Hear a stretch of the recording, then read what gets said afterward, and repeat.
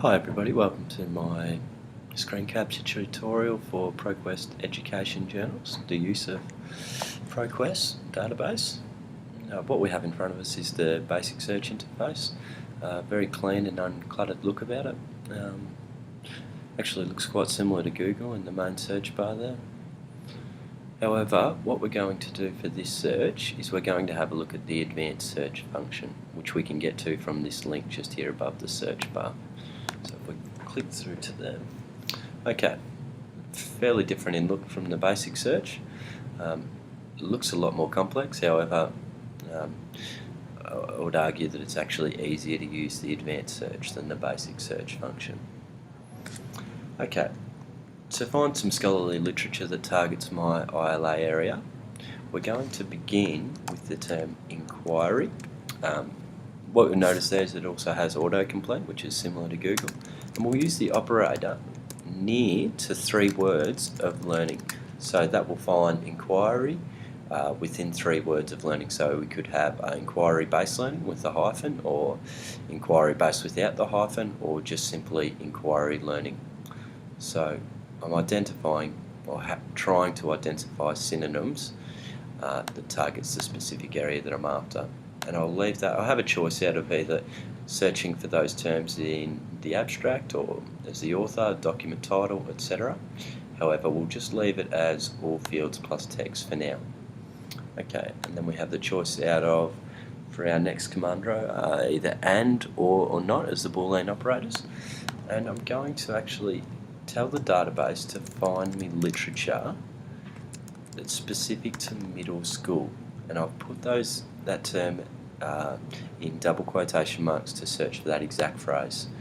And I'll look for, we'll try high school as an exact phrase. We'll leave that as all fields and text. We'll go down to the 3rd command line. We'll leave it as and let's actually have a look for some of the specific subject area. So geography or social studies. What you'll notice with ProQuest is that it's actually US based, so you have to be mindful of the terms you use. So for instance, what we would call SOS, the Americans would call social studies, and I found out that information just by going to the thesaurus. So that helps, it's a way of controlling the vocabulary. Okay, and we'll leave that as all fields plus text. And actually I'm going to add a row now. I don't want anything related to science, because inquiry learning is the traditional pedagogy of science. I know that a lot of those articles will be returned. However, I'm going to use the not operator, so it excludes the term science from all results. Okay, I might limit to full text as well, and peer reviewed for the sake of this assignment. Okay, let's have a search. Okay, so we have 45 returned results, of which 40 are scholarly journals. We can see that under source type. Let's have a look at how specific or how relevant the actual returned results are. A study of the teaching methods of high school history teachers, that sounds particularly interesting. Historical inquiry again.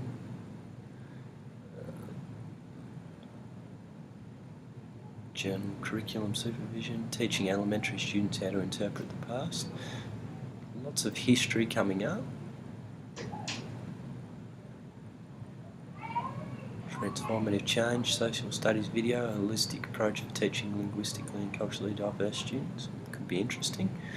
Multiculturalism, creating successful schools. Okay, some of this returned literature looks like it may be relevant to my topic. I would have to go and have a further examination. I could also just click on scholarly journals to make sure I just get those returned. I might sort from most recent first. And I can continue on. I can continue to refine that search in order to get perhaps even more relevant literature, but I'm happy with that to start. Thanks for viewing.